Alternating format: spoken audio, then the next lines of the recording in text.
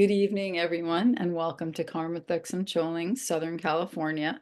My name is Jody, and I am the director of our center here in California. We are so happy to have all of you joining us this evening from many different locations and time zones as we come together in this digital but still sacred space. This evening, we are so pleased to welcome Lama Kathy to continue the book study, Joyful Wisdom, with Mingyur Rinpoche. Please visit us online at ktcsocal.org and consider becoming a member. You are also able to make donations directly to our teachers as well. Each and every one of you on the Zoom call tonight is a very important part of our Sangha. We relish in everyone's participation. Before I hand it over to Lama Kathy, I ask that you please put your microphones on mute so as not to hear any background noise. Additionally, if you have any questions this evening, kindly type them into the chat box. And now I hand it over to you, Lama Kathy. We're so grateful for you being here with us this evening. Thank you. Yeah, it's like, thanks very much, Jody. And thanks to all the members and friends of the Southern California KTC. I am so excited to be part of this digital virtual Sangha that you have.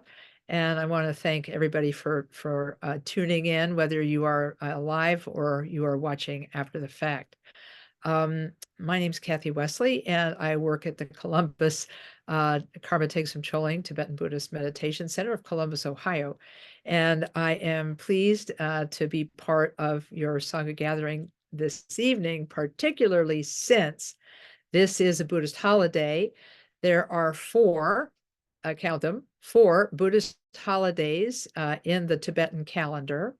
And each one of these holidays corresponds to one of the 12 deeds of in the lifetime of the Buddha. Now, not all 12 are represented by these four holidays, but we have three. We have 3 for 1 today. In that, today is Sagadawa, which is the full moon of this particular Tibetan month.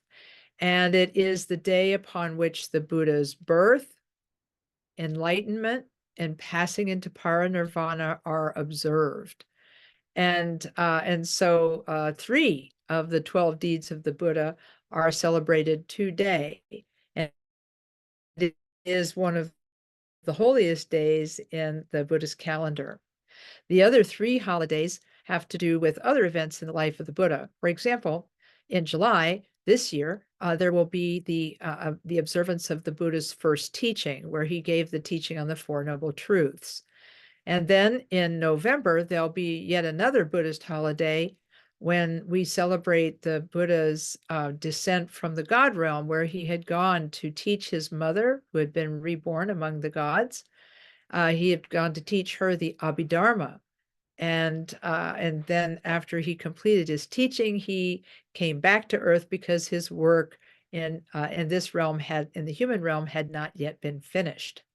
And then you could think of it as the last of the Buddhist holidays, or the first, is in the wintertime, when the Buddha's performance of miracles is celebrated in the first full moon after the Tibetan New Year.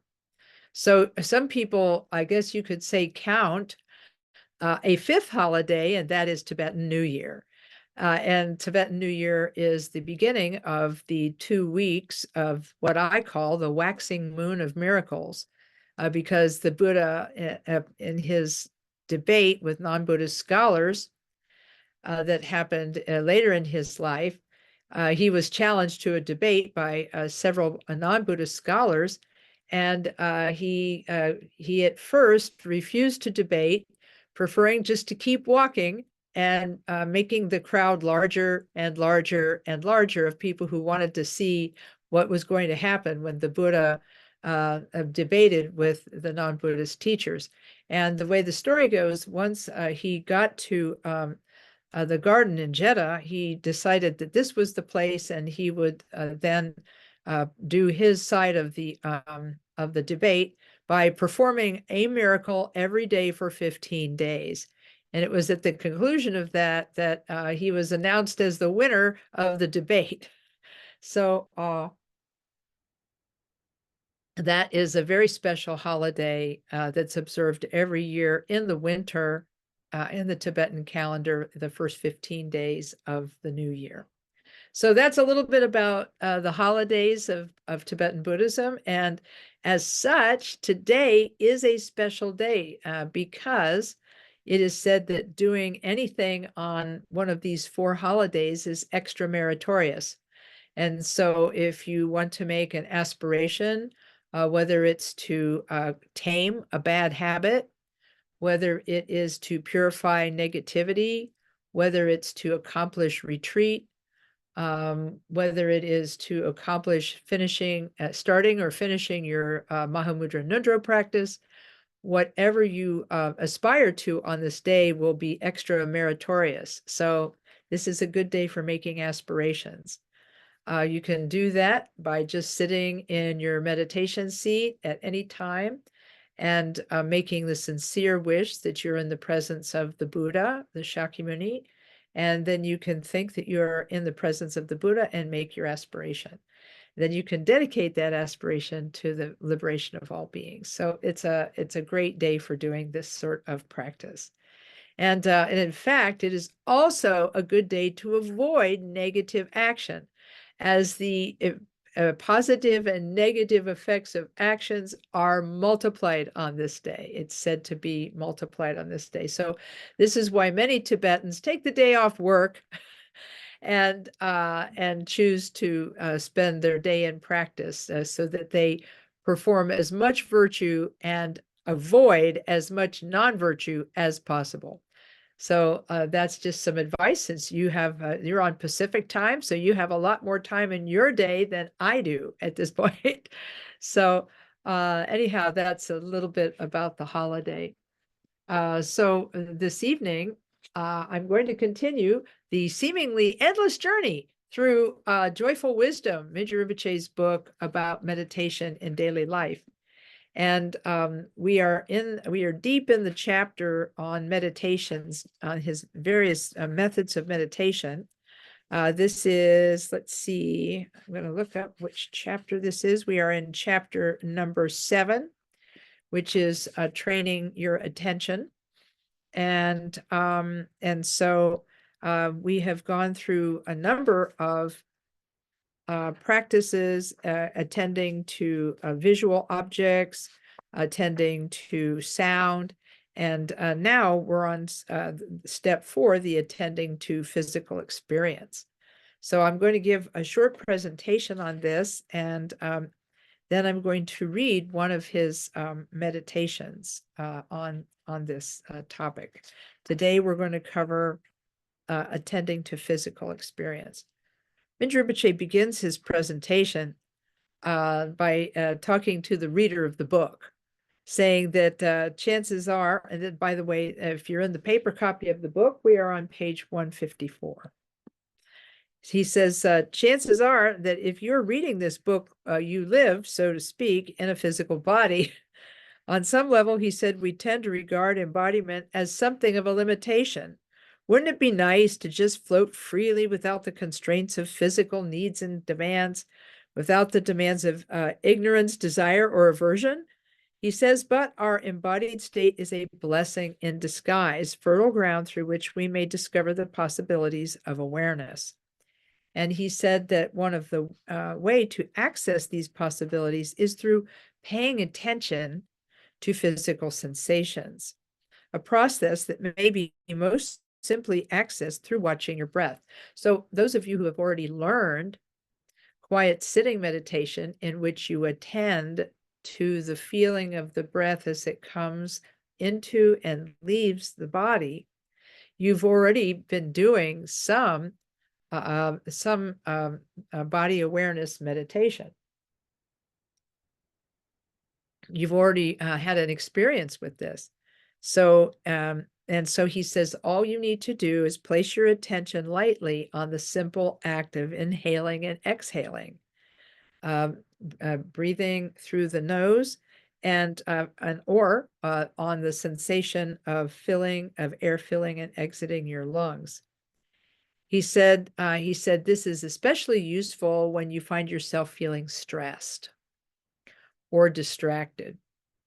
The simple act of drawing attention to your breath, he says, produces a state of calmness and awareness that allows you to step back from whatever chatter is going on in your mind and respond to what's going on in your mind with more calmness and more objectivity. He says if you're being overwhelmed by situations, events, or vivid thoughts or strong emotions, simply bring your attention to the simple sensation of breathing. He said, people who observe you from the outside, no one will notice that you are meditating. They won't even, probably won't even pay attention to the fact that you're breathing at all.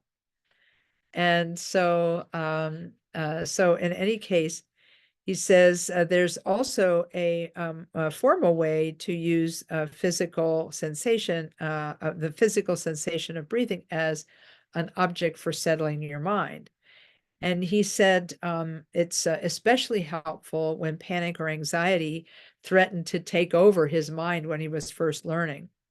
He says whether you're resting in the formal meditation posture, sometimes called the 7-point posture, or the simpler posture of 2 points, simply count your inhalations and exhalations. So in breath, out breath, mentally count 1.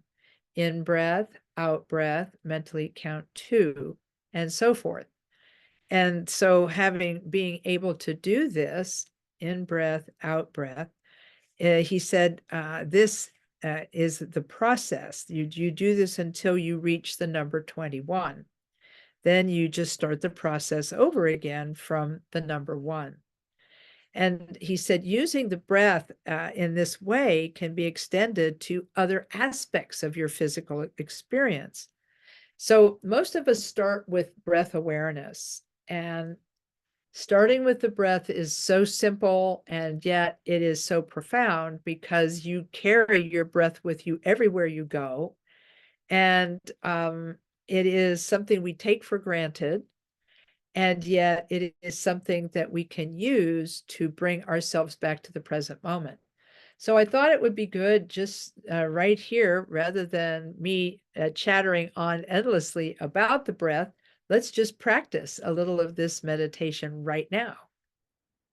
So as you're sitting in your meditation seat, make a note of your posture, making sure that your legs are stable. If you're sitting in a chair, that your feet are flat on the floor, that your hands are palm downward on the legs. You can sit straight with your breastbone moved up to give you straight shoulders. You can also tuck your chin in slightly. You can cast your gaze downward, and you can touch the tongue to the tip of the tongue to the upper palate behind the front teeth, and let the tongue rest in the top of the mouth.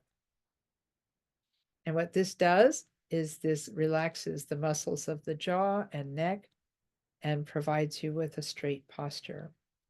Khenpo Karthar Rinpoche teaches this technique by saying, start with 1 deep breath. Breathe out, and then allow the breath to come and go naturally. Placing the attention on the breath as it comes in and goes out. In addition, Mingyur Rinpoche says you can count in breath, out breath, mentally count 1, and so forth. So we're going to do this for a couple of minutes to practice what he's teaching us.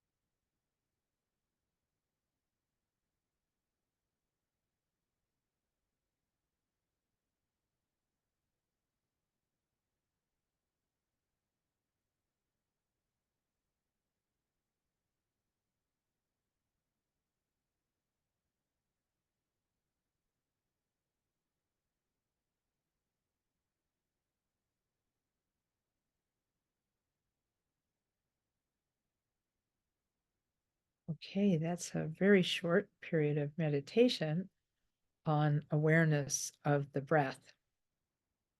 One of the things I like to add to this instruction when I give it is I like to encourage people to work with the distractions that can come up when you're meditating.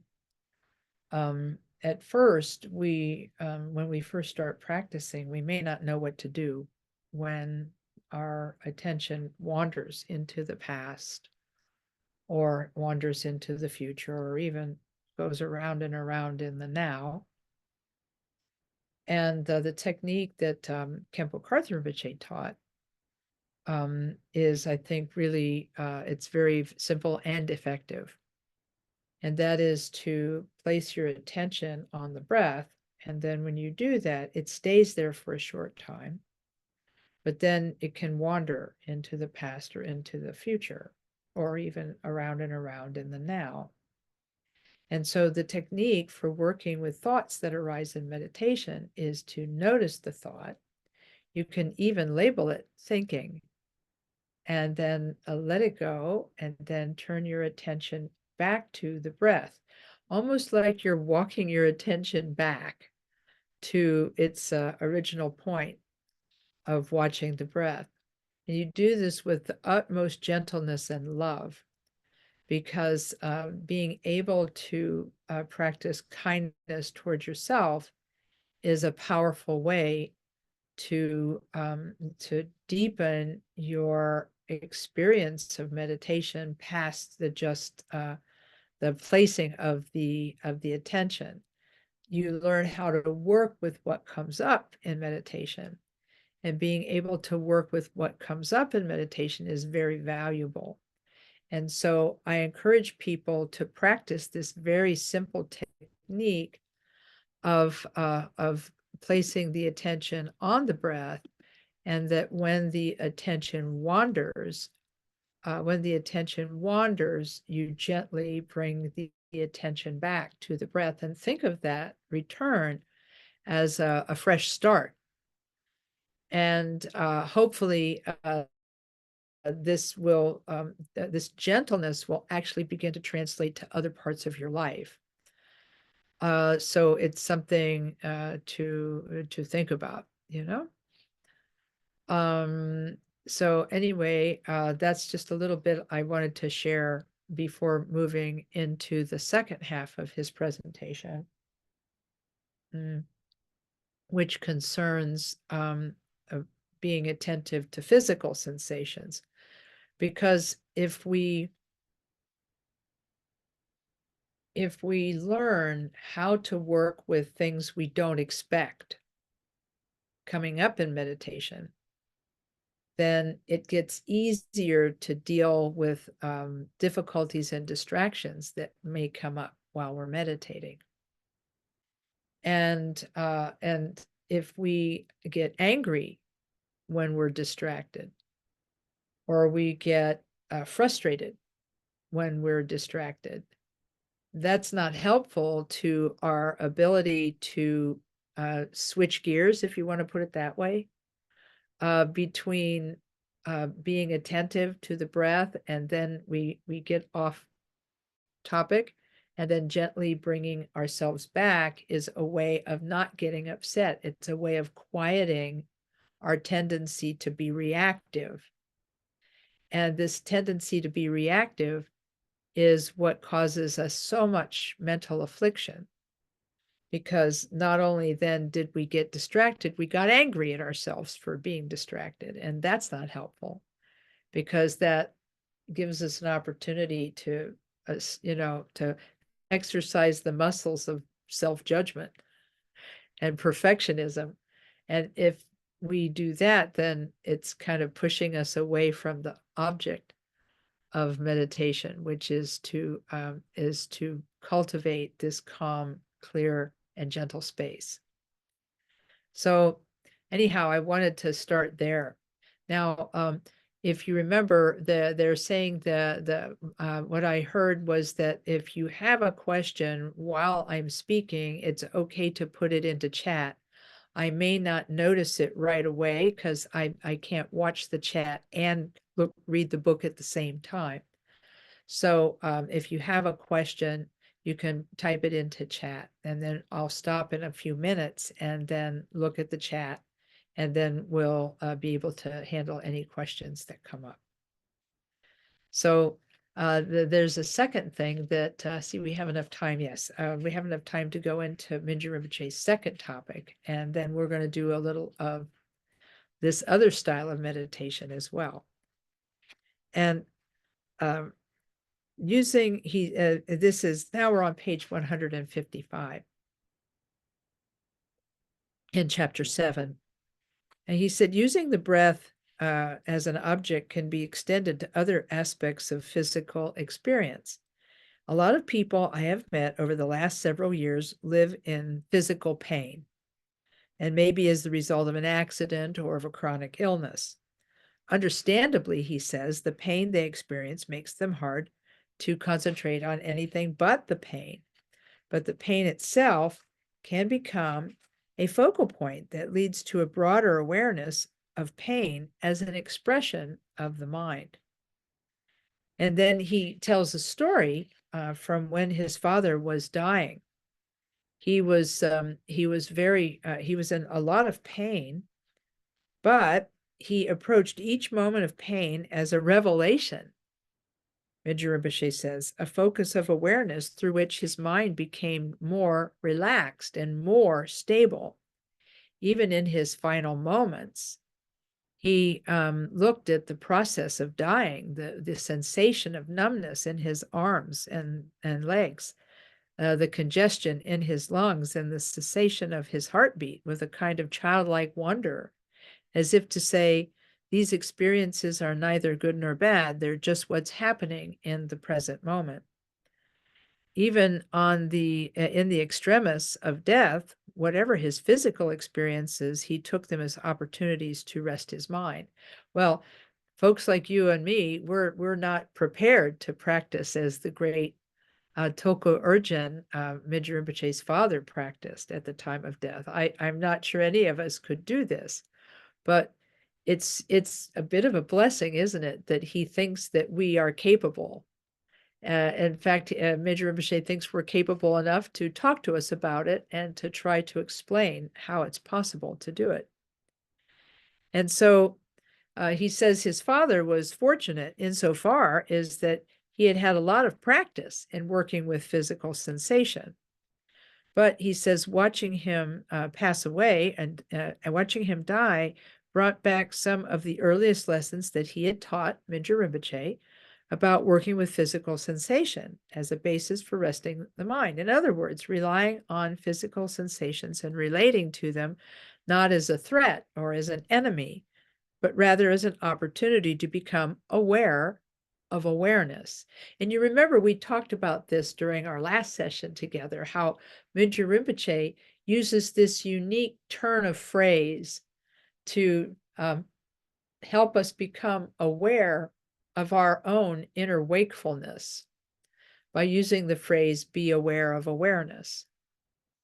And for those of you who didn't see the previous lessons on this, what he said to me when I asked him about awareness was that he gently moved his hand from side to side and says, do you see this? Do you see my hand? And then he snapped his fingers and said, do you hear the snapping of my fingers? He said, this is awareness at work. You're aware of what you see, you're aware of what you hear, and you can also be aware of that awareness. This is a very subtle form of meditation, this awareness, being aware of awareness. But it can be done for short periods of time. And that over time, you get better at it. You get better at resting in the simple experience of awareness. And the practice of breath awareness that we just did, and the returning of our attention to the breath with gentleness and not with judgment, is part of how we can become aware of awareness. The gentleness allows us to become aware of awareness without judgment. without judgment of what's going on in our awareness. And so there is a method in the instruction to be gentle as you return your attention to the breath. And so what Mingyur Rinpoche says, as with other attention practices, it's best to begin by seating yourself in a steady posture and resting for a few moments in this objectless awareness of awareness itself. So let's do that, because then he's going to walk us through a short meditation on this. So begin by placing your body in the posture of meditation, and then placing your attention on the breath, starting with one deep breath, breathing out, and then allowing the breath to come and go naturally, placing your attention on the breath as it comes in and goes out, and counting the breaths. We'll start with about a half a minute of this style of meditation, and then I'll read his instructions to you.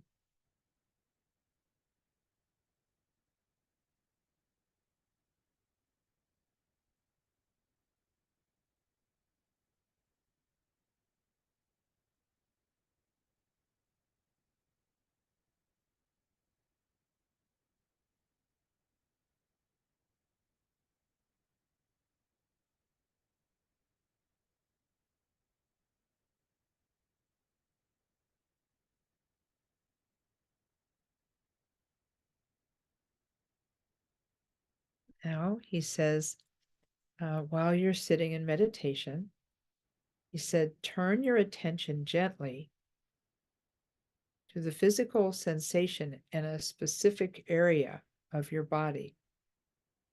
Maybe it's your neck, maybe it's your knees, maybe it's your hands, or maybe your forehead.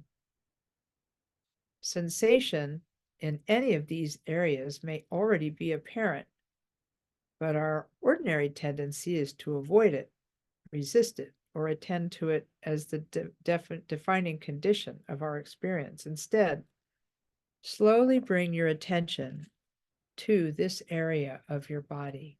So we'll take a moment to bring our attention to one part of our body where we are feeling a sensation.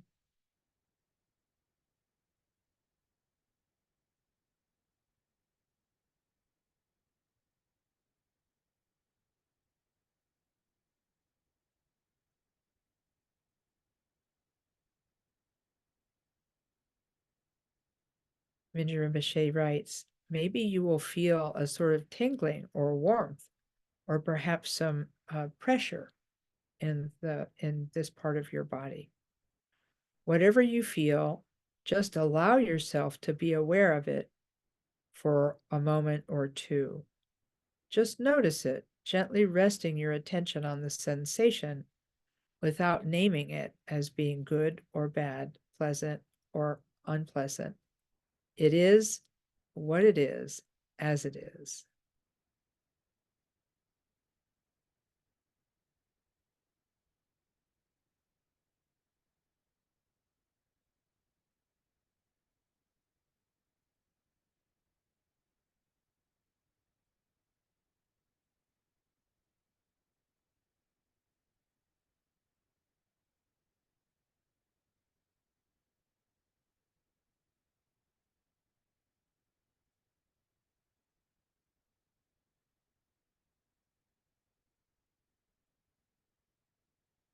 Slowly, he says, through examining physical sensation in this way, you can begin to recognize that your opinions and judgments about the sensation are contributory factors, interpretations overlaid on the simple awareness of the sensation in itself.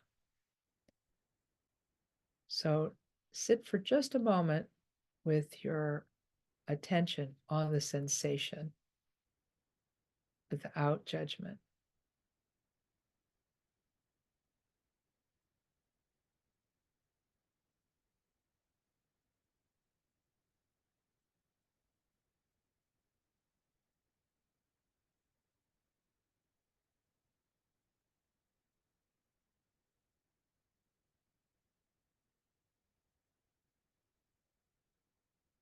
After a moment, let go of your attention to physical sensation and let your mind rest as it is.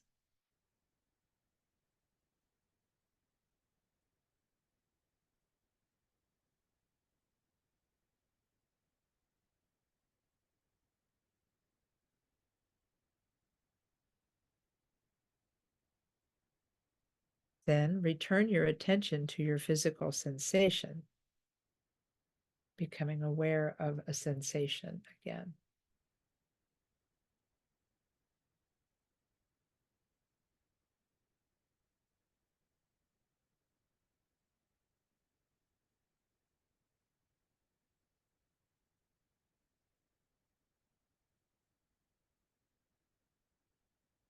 Once you've spent a little time resting your awareness on the sensation in one part of the body, you can extend the process by gently drawing your attention throughout your entire body.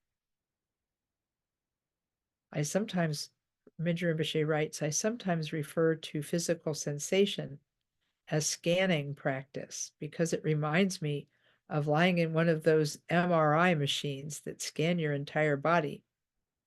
In this case, however, the scanner isn't some external machine, but your own mind, your own awareness.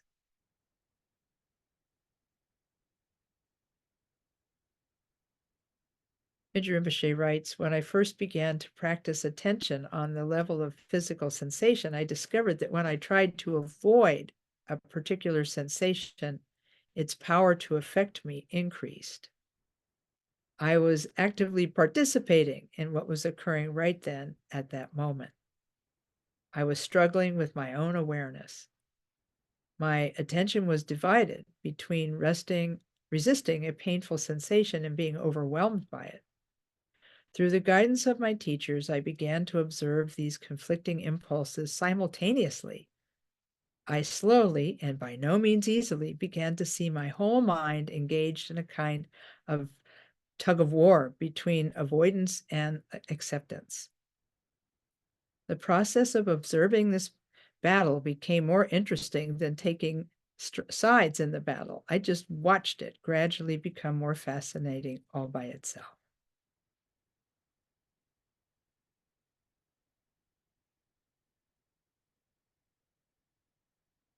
So that's a short meditation on attending to physical sensation. So let's see if if you have a minute here, you might take a look and see if you have any questions. And if you do, you can type them into chat.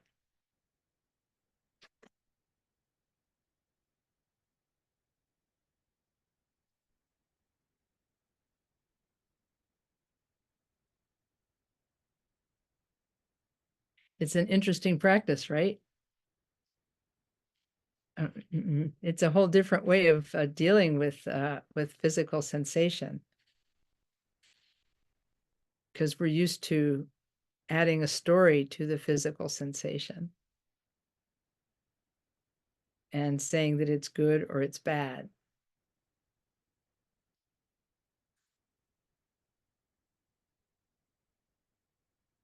So, oh, here's one. Okay. Yeah, physical sensation like pain. Yes. Like if you have like I have a little bit of a pain in this wrist today. So that was what I was noticing.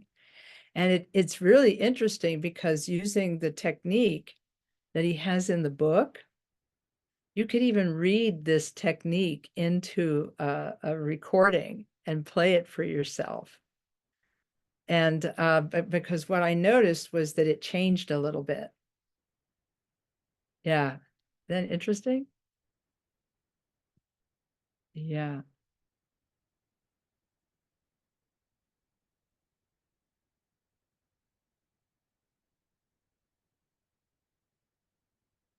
Any other things that people are curious about?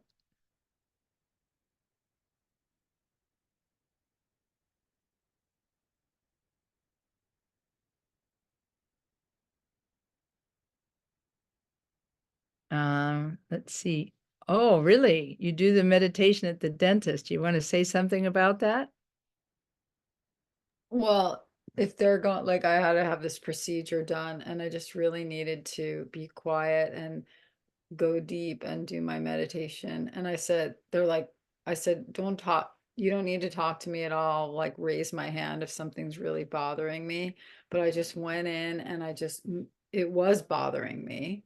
But tried to, I just did this type of meditation and it just got me through it.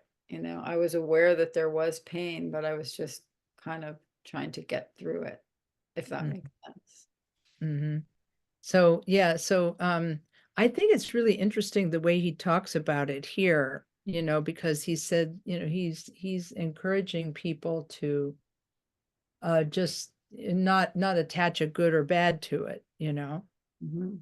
It's just what's going on at the time, which is Right. really interesting because that does away with our tendency to personalize everything. And like, we take the pain personally, like it's an affront to our vision of ourself as a healthy person with no pain, right? Thanks for thanks for sharing about that.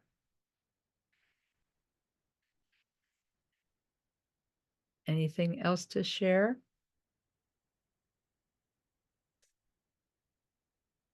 Okay. So um uh, going to page 157, Mingyur Rinpoche goes a little farther. He says physical sensations like being cold or being hot, being hungry, full or heavy or dizzy, or having a headache, toothache, stuffy nose, pain in your knees, and so forth, or lower back, tend to be directly present to awareness. Inasmuch as pain and discomfort are experienced so vividly, they're actually a very effective means of focusing on the mind that is aware of the pain. No pain, no awareness of the mind that experiences pain. So in other words, you turn your attention to the mind that's having that thought and rest your attention on that, which is really interesting because then it changes the way the pain is experienced. And this is what, and then Mingyur Rinpoche at the top of page 158 says, this is not to say that we should think that paying attention to pain will make the pain go away. If we do that, we're enhancing the power of our hope and our fear. Hope that the pain will somehow go away and the fear that it won't go away. The best method is to observe the mind that experiences pain, which isn't always easy. In fact, the practice of attending to painful sensations is tricky. Sometimes the pain we feel may shift between various parts of the body. Sometimes it disappears altogether, in which case there's nothing to support our meditation. Sometimes the sensation of pain can be so intense that it becomes overwhelming. Especially in the latter two cases, you should stop focusing on the pain. Shift to some other focus like sight or sound, or just stop looking and do something completely different. Take a walk if you're able, or read a book, or watch television. This is really interesting because this actually happened to me. Oh gosh, I can't remember how many months ago this was. I was having a test. I was going to have a hospital test, and it was required that I have an injection, and the injection was incredibly painful. And all I could do, it was completely overwhelming. I tried to look at the mind that was experiencing the pain, didn't work. All I could think about was the pain, and it just got worse and worse because it was an overwhelming and intense pain. So what I did in that moment was interesting. I said, "Oh, so Kathy, You're trying to meditate with the pain and it's not working, huh? Okay, well, why don't you do something else?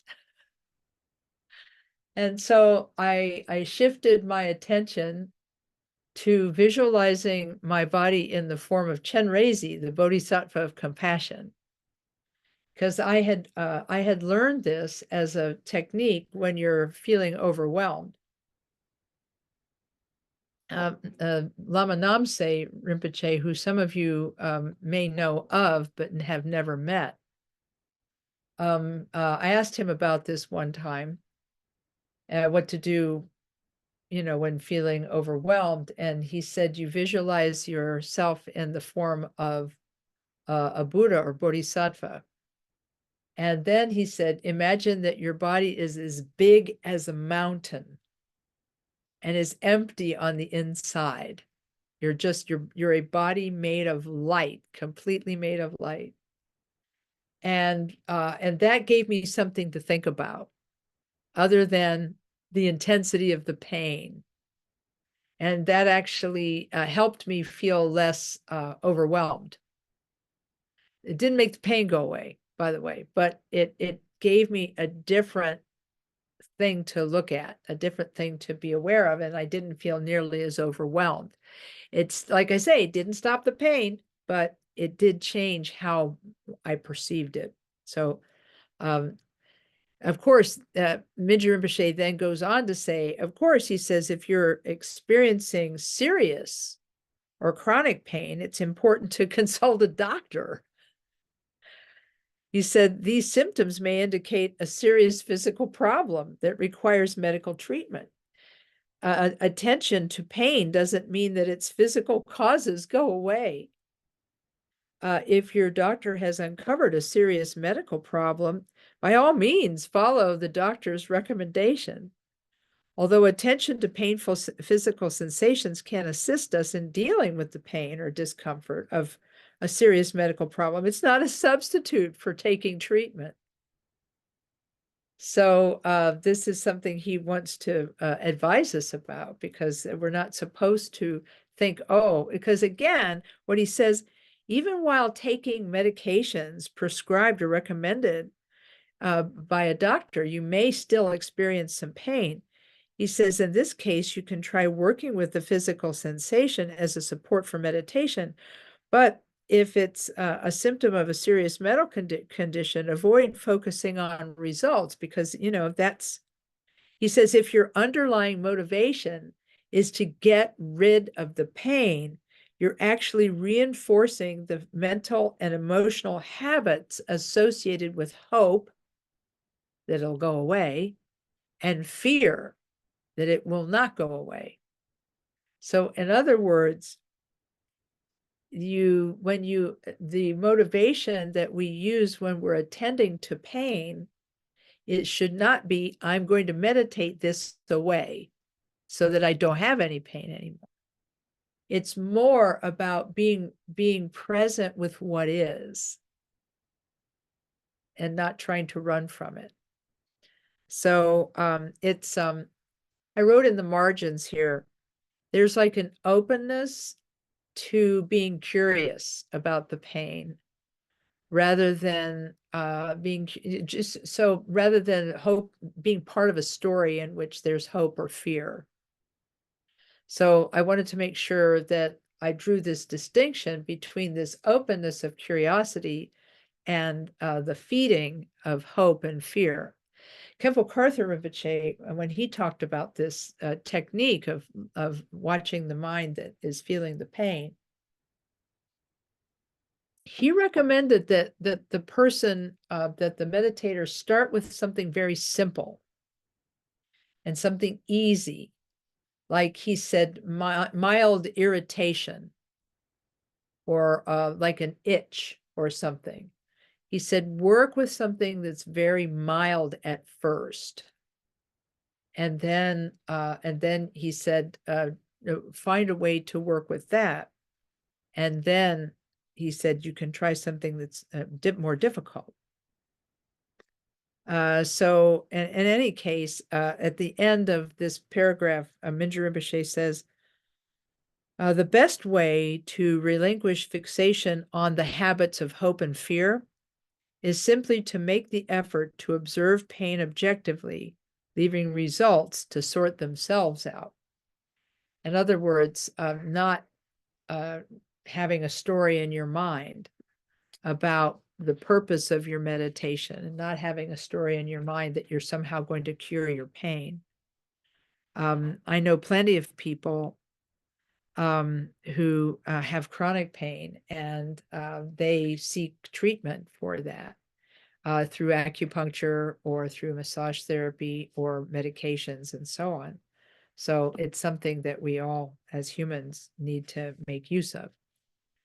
So this is as far as I'm going to go tonight, because I don't want to interrupt step 5, which is attending to thoughts, which we'll talk about the next time we get together. And we'll try to talk about attending to thoughts, and spend some extra time on that next time. So let's see if there are any other questions in the chat. Take a look here.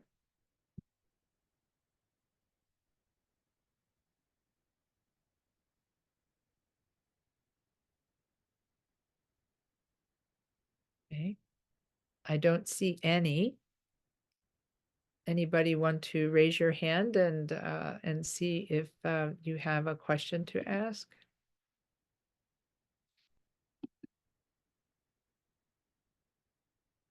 No questions. Okay. Okay. So then anybody have a comment or reflection?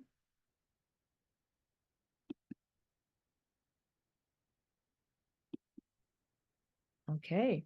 Well then, I feel like we've done well on this Sagadawa Duchen, the great occasion of the Buddha's recalling the Buddha's birth, his enlightenment, and his passing away into parinirvana.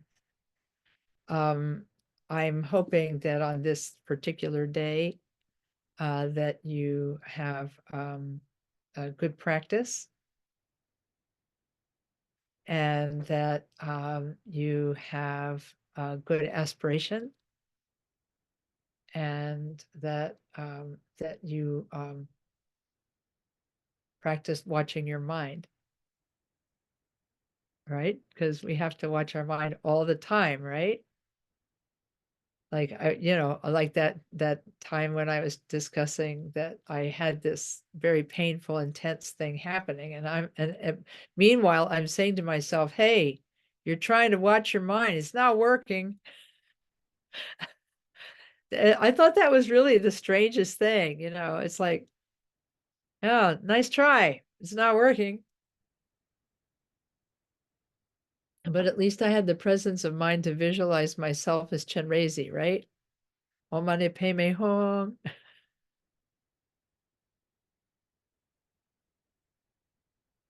So I guess this completes our program for today. Really appreciate you being here. And I think, let's see. Oh, yeah, very good.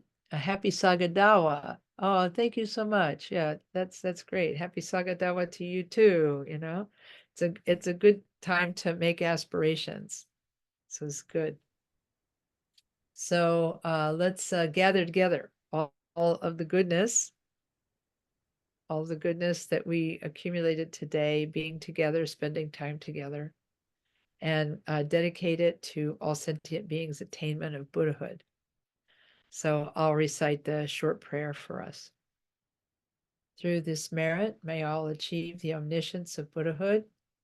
May it defeat our common enemy, wrongdoing, from the stormy waves of birth, old age, sickness, and death. From the ocean of samsara, may we free all beings. May we free all beings. May we free all beings.